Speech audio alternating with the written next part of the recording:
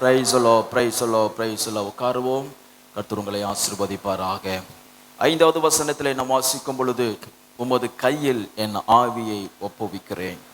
உமது கையில் என் ஆவியை ஒப்புவிக்கிறேன். ஸ்தோத்திரம்.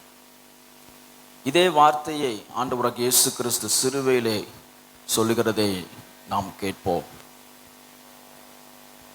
நமது ஆவியை கர்த்தருக்கு ஒப்புவிக்கும் பொழுது அவர் என்ன செய்கிறார்? நம்மை மீட்டுக் கொள்ளுகிறார். சத்திய பரனாகிய கர்த்தாவே, நீர் என்னை மீட்டுக் கொண்டேன். நமது ஆவியை உலகத்திற்கும்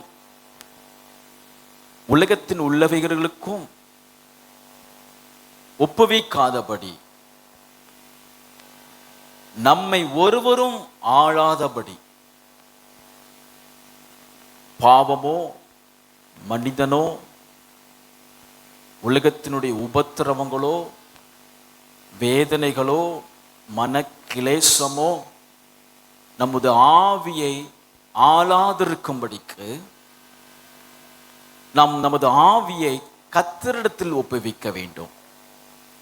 ஒரு மனிதனின் ஆவியை பாதுகாக்கிறவர், மனிதனுடைய உள்ளான மனிதனை இன்னர் பீயிங்கை காப்பாற்றுகிறவர் ஆண்டவராகிய இயேசு கிறிஸ்து ஒருவரே.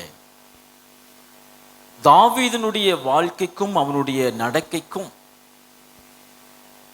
அவனுடைய தேவனோடு இசைந்து நடக்கிற வாழ்க்கை பிரயாணத்திற்கும் மிகுந்த சம்பந்தம் உண்டு. 22வது சங்கீதத்தில், என் தேவனே என் தேவனே ஏன் என்னை கைவிட்டீர்? இந்த சங்கீதத்தை சிலுவையில இயேசு கோட் பண்றாரு. தாவீது சொன்ன வார்த்தையை இயேசு கோட் பண்றாரு. அப்படின்னா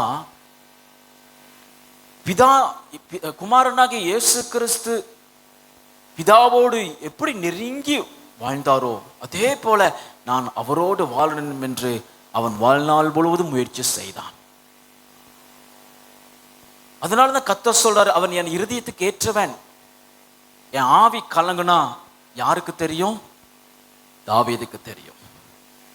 என் ஆவி துக்கப்பட்டா யாருக்கு தெரியும்? தாவீதுக்கு தெரியும். உலகத்துல ஒரு தேவாலயம் எனக்கு இல்லையே, பரலோகத்தில் இவ்வளவு பெரிய மகிமையான ஒரு ராஜ்யம் இருக்கிறதே என்று எண்ணங்களை அறிந்து தாவீது, தேவனுக்கு ஒரு பூலோகத்துல ஒரு ஆலயத்தை கட்டின எப்படி இருக்கும் அப்படின்னு அவன் ஆவிக்குள்ளே தோன்றினது. தேவனுடைய ஆவியோடு இசைந்து பழகும் பொழுது நமது ஆவியை கர்த்தர் மீட்டுக் கொள்ளுகிறார். பலவீனம் வரும், தோல்வி வரும், விழுவோம், அதிர்ச்சியான செய்திகள் வரும், வேதனை நோய்கள் எல்லாம் உண்டு. அவைகளின் மத்தியிலும் நமது ஆவியை மீட்டுக் கொள்ளுகிற தேவன் ஒருவர் இருக்கிறார். அவர்தான் சிலுவையை சுமந்து மரித்து உயிர்த்தெழுந்த ஆண்டவராகிய இயேசு கிறிஸ்து. ஒரு ஆமென் சொல்லுவோம். கர்த்தர் தாமே இந்த வசனத்தை கொண்டு நம்மை ஆசீர்வதிப்பாராக. கர்த்தருடைய கிருபைகளோடு கூட இருக்கட்டும்.